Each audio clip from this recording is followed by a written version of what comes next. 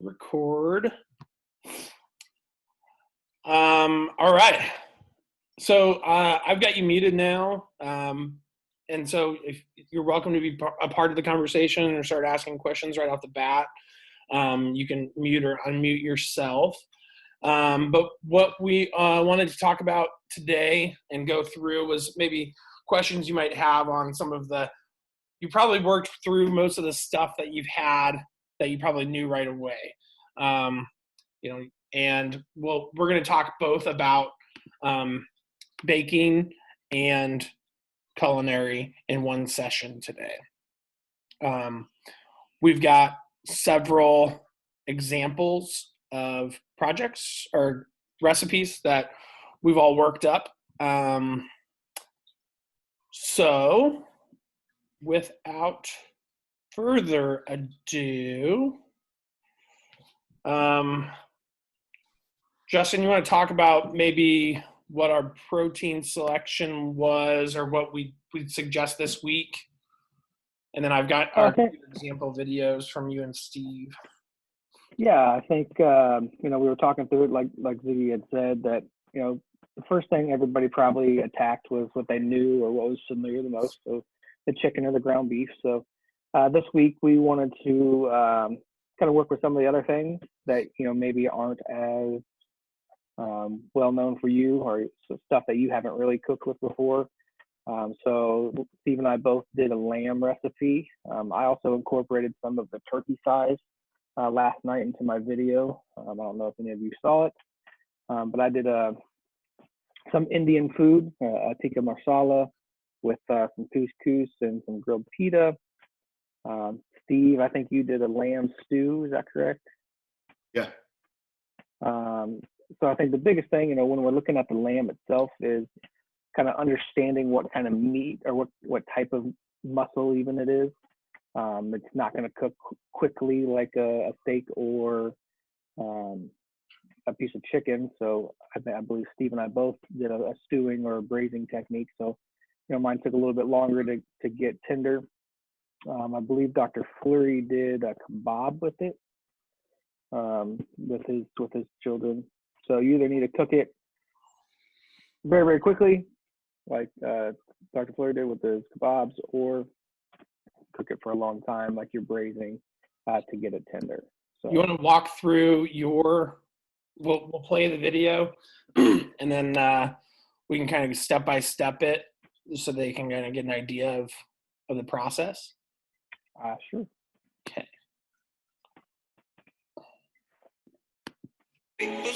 Going to my happy place with some Indian food tonight. Some fragrant herbs for the holiday. The video. There we go. I love So it. browning my meat, adding my veggies.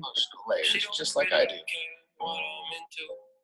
Tomatoes. I used up the collard greens. I used the canned tomatoes. I used the sweet potatoes. Delicious.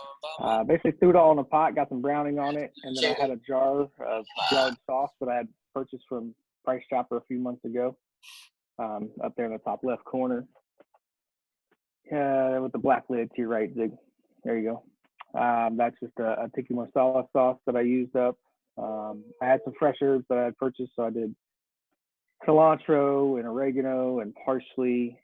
I used up some of the shallots and tomatoes, collard greens. I used quite a bit of stuff from our box in this one. For the couscous, just boiled some water, threw the couscous in, let it steep. And then I folded in some lemon juice, lemon zest, fresh tomato, and all of my fresh herbs, or excuse me, half of my fresh herbs.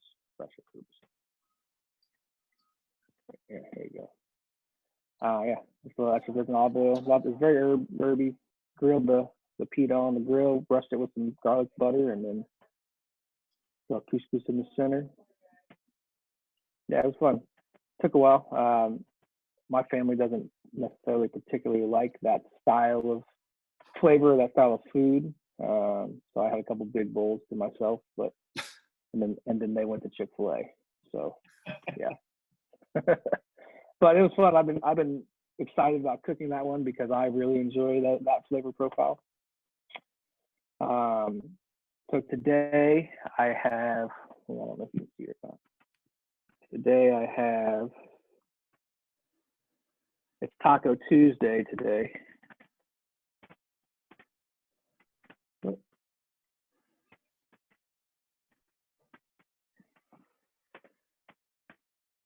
this is my next video coming up. I have chicken and turkey thighs that are marinating.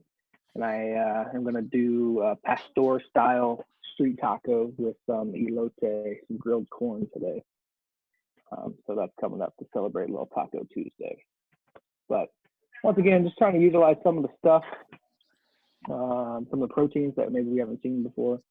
The lamb dish was probably one of my favorite profiles so far as flavor goes. I know it might be a little intimidating, but I could just attack it and go for it. And don't be afraid to use a little help from the grocery store. You know, go down the Asian aisle, look at all sorts of stuff. They got all sorts of already made sauces that you can simmer. That was called a simmer sauce. So brown your veggies, brown your meat, throw your sauce in, let it cook.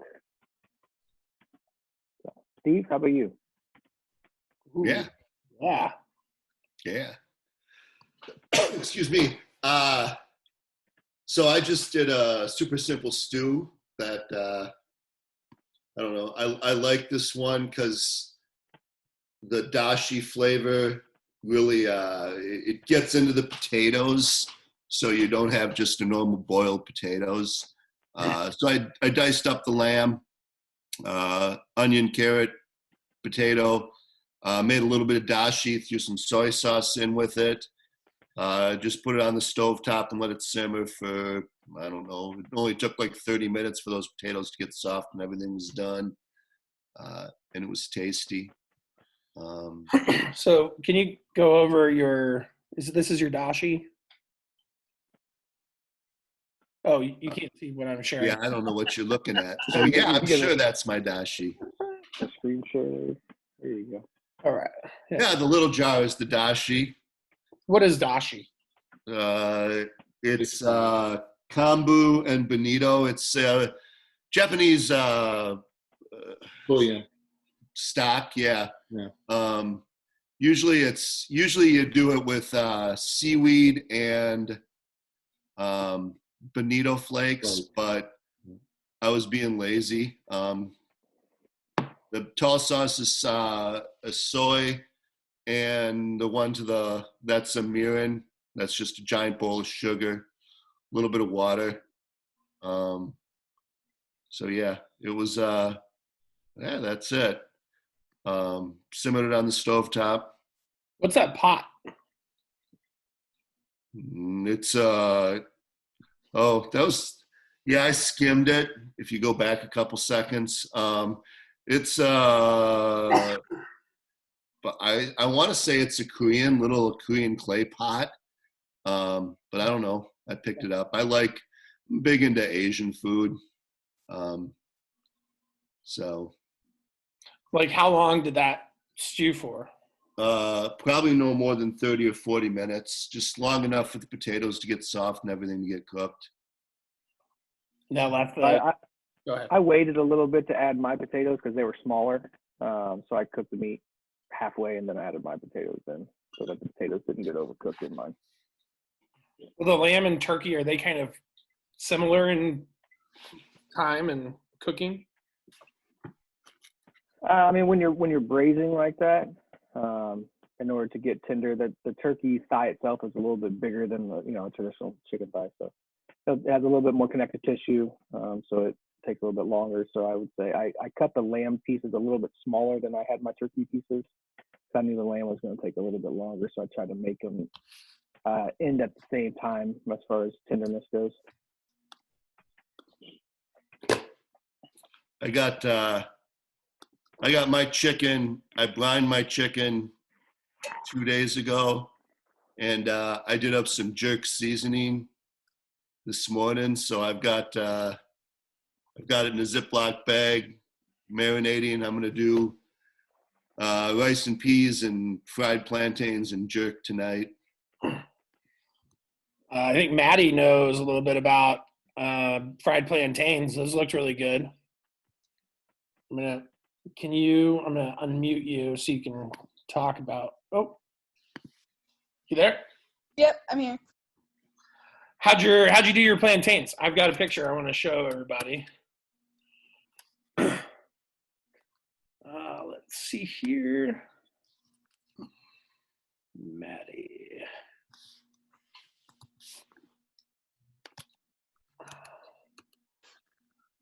All right. Share screen. Okay, so here what we did was my stepdad and I went through my box and he saw the plantains and said we could do maduros.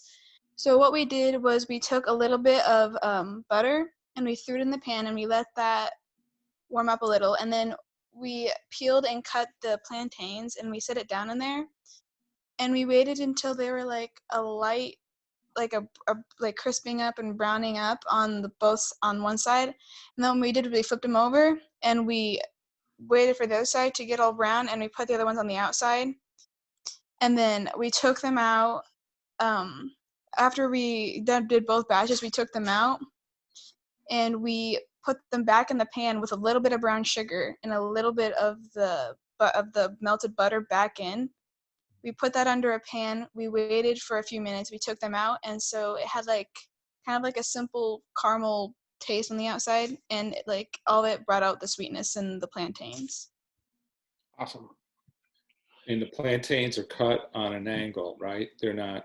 Yes, they're cut in an angle. So you have a little more surface space. And it's important that the plantain is actually soft because that'll cut down on the cooking time. Those look awesome. Yeah. Steve, do you have your plantains close by? You want to show? I'm going to stop sharing so that, because we were talking about this yesterday Those are not bad, folks. Those are perfectly ripened and ready to go. Yeah, I'm excited. Okay. Let's kick things over to Bob, Yeah, Justin. Auntie Anne. Are you talking to Justin through your plantain phone? We're on the phone together. All right. So I'm going to go to baking pretzel. And I need to.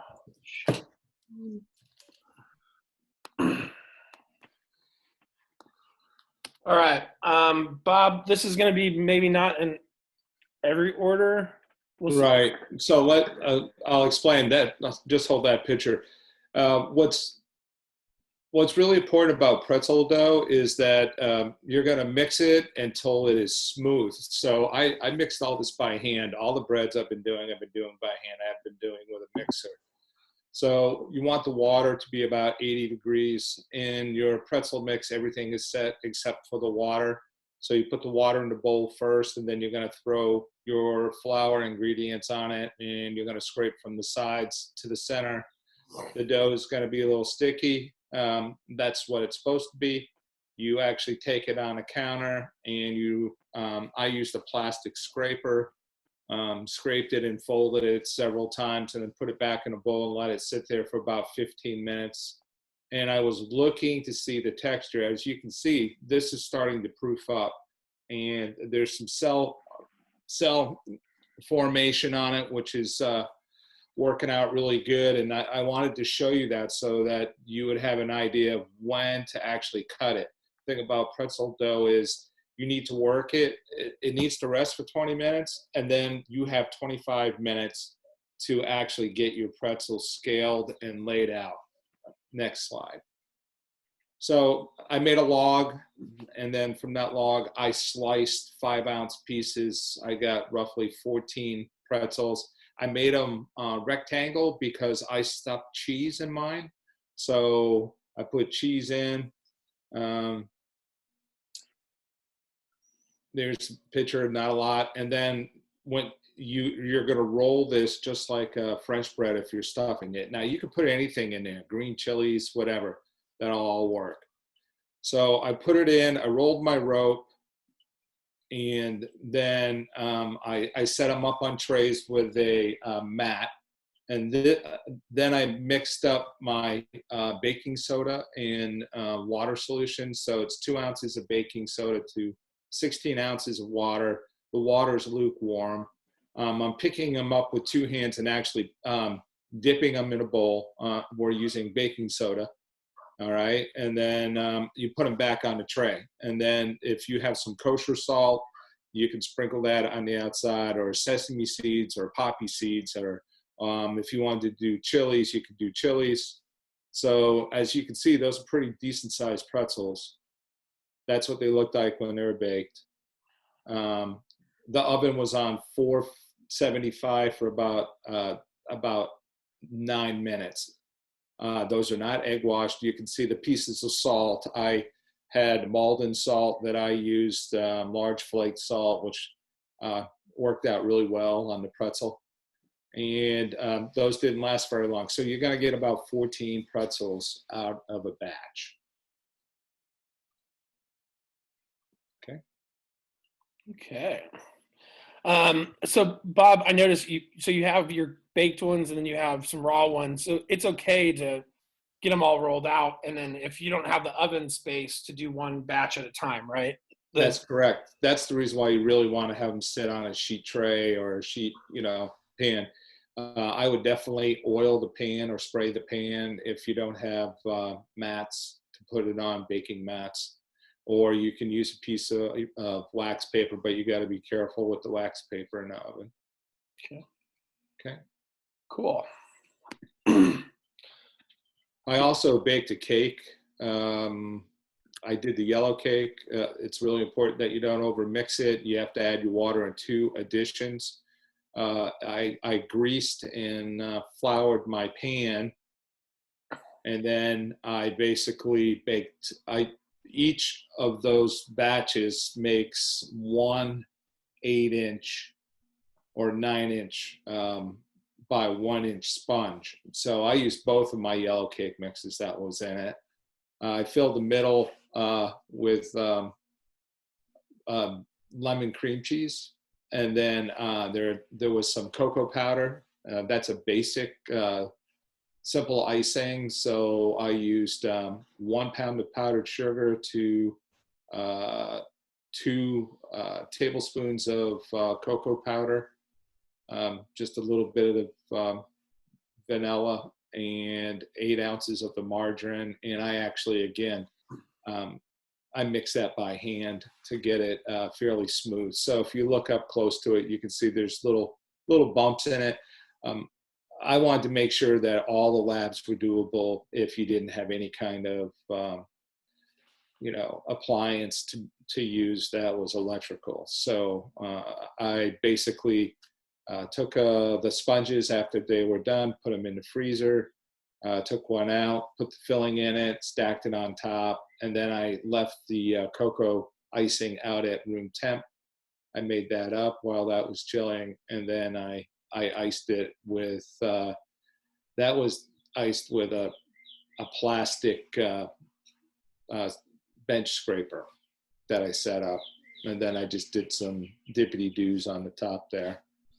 That was pretty tasty. Didn't last very long. So.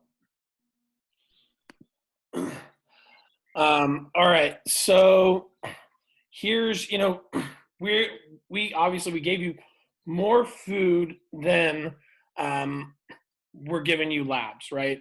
But that is yours to use however you'd like.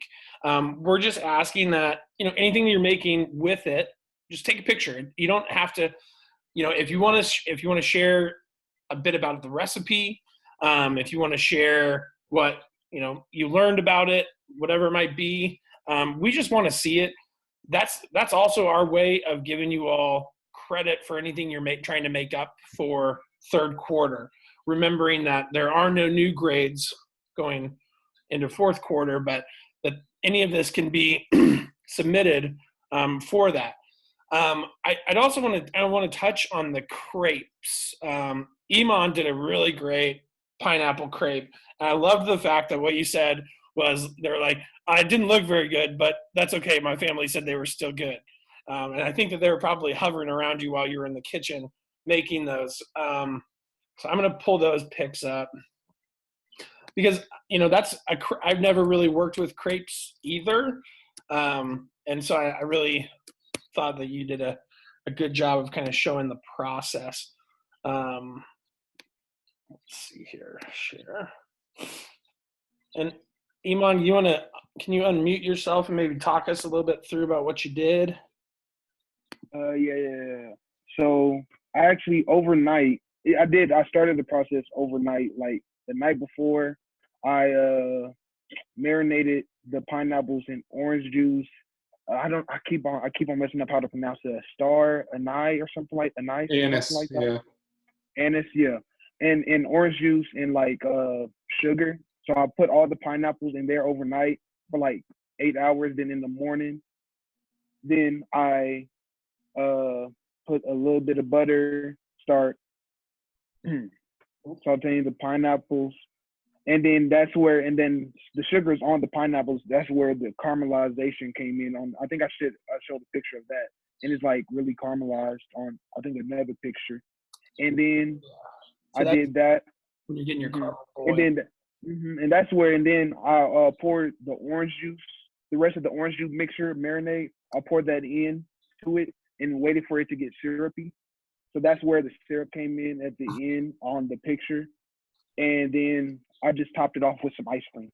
After I used the crepes that y'all gave me, and I topped it off with some ice cream. Do anything with the crepe? Did you have to heat it up or anything to get it kind of soft to work? Yeah, I heated it up in the oven, like for just to keep it warm and hot, so that it's not like cold or anything like that. And then that helped melt the ice cream. It's really good when it's hot, but like my family kind of had it a little bit because I wanted to clean up a little bit when it was kind of warmish. But when it's hot, it's really good. It was pineapple. Nice. It's really good. Well, you could tell the way that the pineapple turned out that it wasn't just slicing pineapple and putting it in a pan. So good job on going the extra step and putting it out. Yeah. Thanks. Yeah, man. Good job.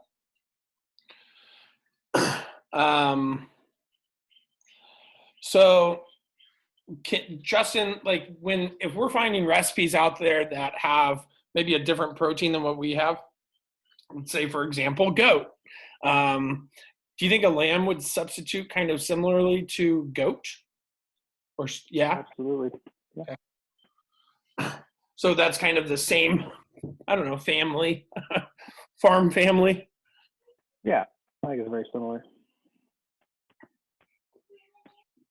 I think more important than variety of animals, cut of the animal, because if it was a goat tenderloin, you could certainly treat it like you would, or a goat flank steak, you could treat it like you would, beef for a pork tenderloin, where if it's a leg, it's going to need the longer braising stewing time.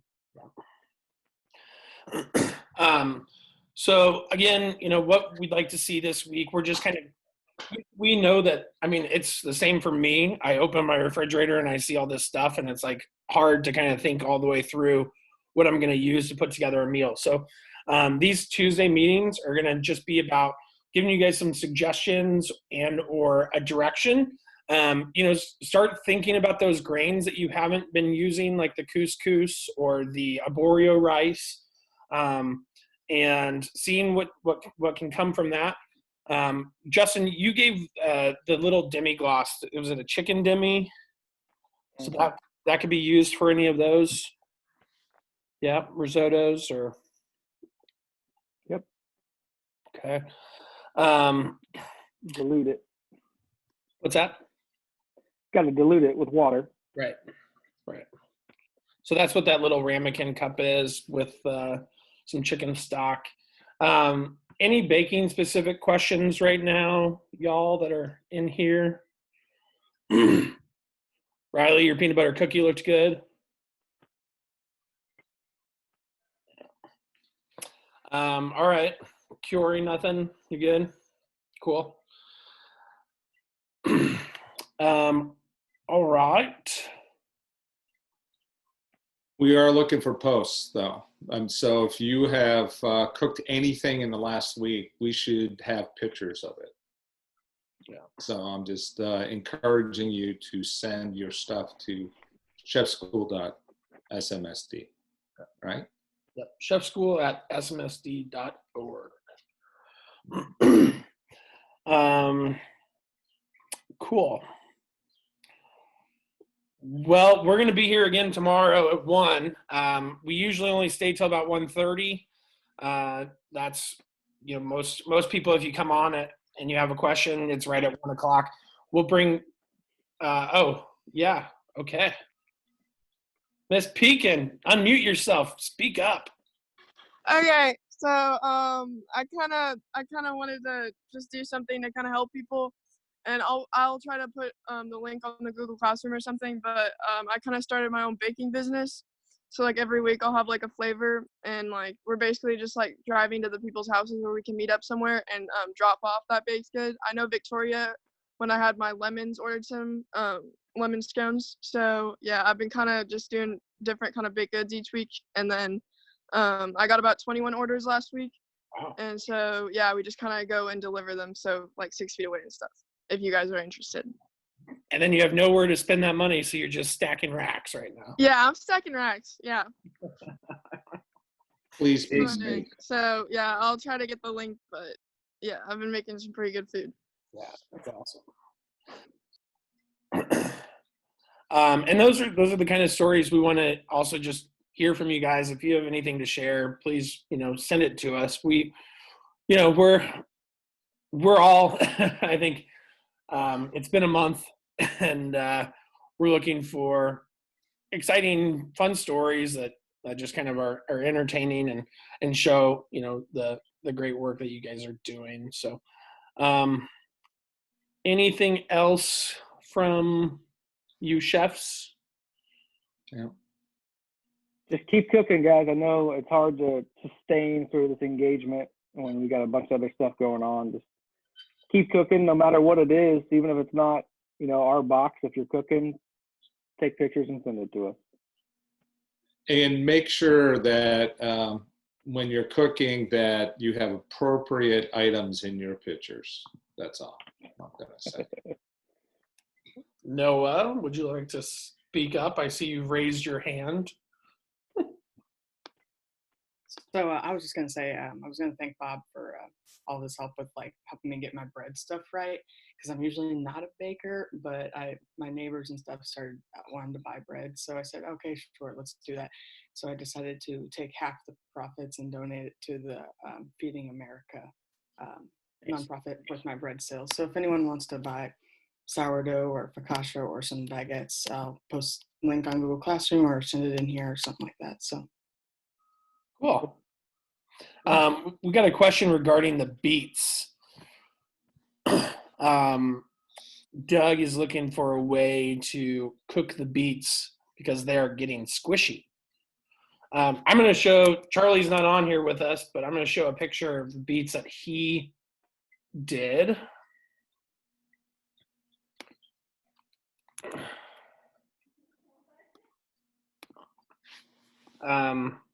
With just a roasted beet, arugula, maybe is that feta, some walnuts. Those look like candied walnuts. Yeah. Justin, you did beets, didn't you? Yeah, I did just straight up roasted beets. So I olive oil, salt and pepper on the outside. I wrapped each individual beet in foil, put it in the oven, and those cooked while I did my whole chicken. They took about an hour in the oven, and then once they came out, I could peel them, and then you could use them for anything. You can saute them, you could use them in a salad, you could use them in soup, you could. Do those need to be in your risotto. I peel them after I cook them. They're a lot easier to peel once they're cooked. You can just take a towel and rub the skin off. Okay. So that's what I made. A lot of people on skin in my family had never even had a fresh beet like that before. Some liked it, some didn't, but I thought they were really tasty. Nice. Noah, you want to share your beet risotto recipe?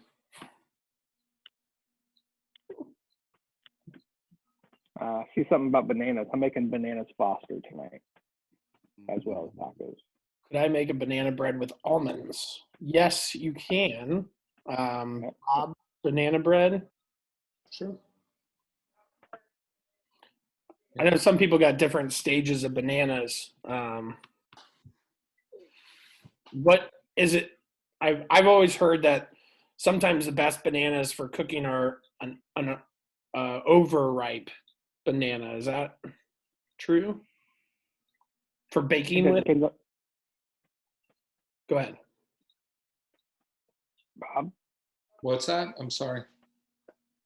Overripe bananas, are they better for baking with? Sure. Yeah. I mean, it depends what you're baking. So Gabe was talking about doing a banana bread. Yeah, they can't be over. I mean, you can let them go till they're like almost liquid. To be honest with you, for banana bread. So. Yeah. Okay. Okay. Anybody? Yeah, Kiori. Go ahead. Got it? There Yeah. you go. So I made my cake yesterday, but I didn't have enough cake batter, so I made more chocolate cake with it, and I actually have it. So. Oh, you made a marble cake? Nice. Oh my God. Look at that thing. Like, Holy schmoly. what is that? 2 stories? Yeah, and I made it with like cookie trays. So like the Yep. the tiers are like each 5 layers. So there's. Wow. 5 layers. Nice. Get some pictures of that thing and So send them to that cake for 20, or What? is that cake for 20 people? I mean, you're going to eat that, right? Yeah, I'm gonna invite my friend over later. Sounds like a Oh. serious cake session. last man standing. Good job. Yeah. Can you show the cake again? Nora's asking us to do. Yeah, I'll put a light on it. Whoa. Nice. Just got fruit. Nice. What are Okay, the little- Kiori, okay. What are the little crosses? They're flowers. Oh. Oh wow. Nice. Awesome. Awesome. Anything else from anybody? Everybody's good? Mhm. Okay. Well, again, if you need us, we'll be here tomorrow at 1. If not, we look forward to seeing stuff from you this week. Please send pictures. Keep liking my TikTok videos. Keep liking his TikTok videos. Justin, I was the first one for one of your TikToks. I was the first like. Holler. She should get some Yeah. credit for that.